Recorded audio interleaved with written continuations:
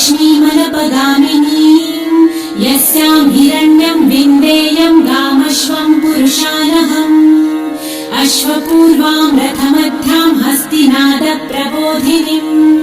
श्रियं देवीमुपह्वये श्रीर्मा देवी जुषताम् कासोस्मितां हिरण्यप्राकाराम् आर्द्रां ज्वलन्तीं तृप्तां तर्पयन्तीम् पद्मे स्थितां पद्मवर्णां तामिहोपह्वये श्रियम्